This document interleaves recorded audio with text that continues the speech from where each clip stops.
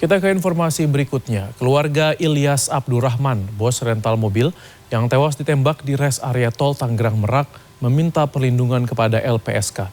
Mereka menduga kasus ini melibatkan sindikat penggelapan mobil rental. Dan terkait kasus ini, Kapolsek Cinangka dan 2 anggotanya dimutasi karena dinilai tidak profesional saat menangani laporan sang pemilik rental mobil yang berujung tertembaknya korban.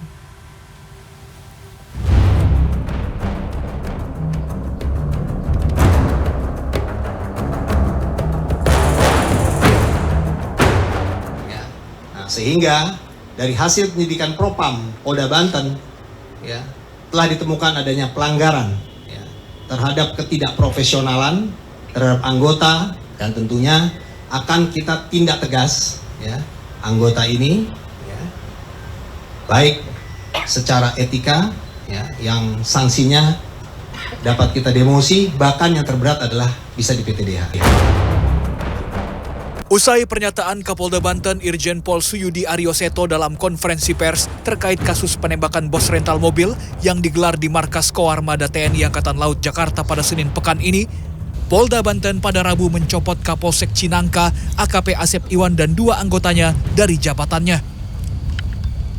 Dari penyelidikan Propam Polda Banten, Kapolda Banten menyebut Kapolsek Cinangka dan 2 anggotanya Brigadir Dery Andriani dan Bribka Dedi Irwanto terbukti bertindak tidak profesional dengan menolak laporan masyarakat yang berujung tewasnya bos rental mobil Ilyas Abdurrahman akibat ditembak di res area tol Tangerang Merak pada Kamis dini hari 2 Januari 2025 lalu.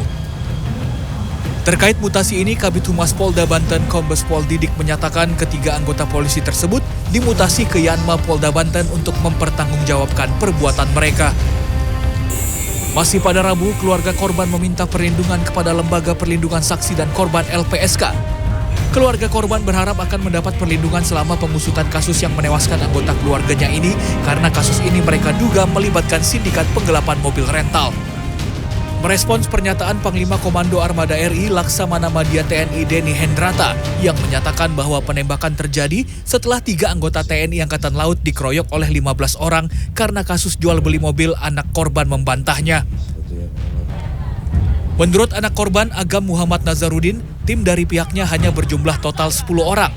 Dari 10 orang tersebut hanya 6 orang yang berada di lokasi kejadian, di mana ke-6 orang tersebut tidak melakukan pengeroyokan, melainkan berupaya mengamankan salah satu anggota TNI Angkatan Laut karena membawa senjata api yang sempat ditodongkan kepada korban.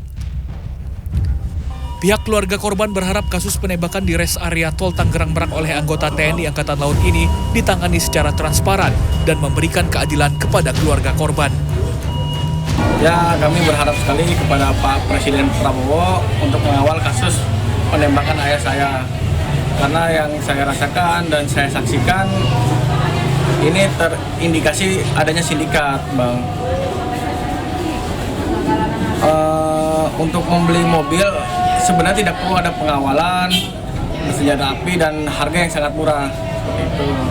Dan kami juga telah mengajukan ke LPSK untuk meminta perlindungan.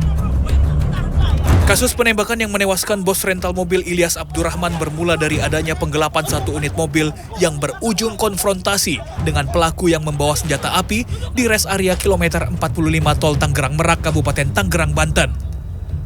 7 orang telah menjadi tersangka dalam kasus ini yang 3 diantaranya adalah anggota TNI Angkatan Laut. Tim Liputan CNN Indonesia.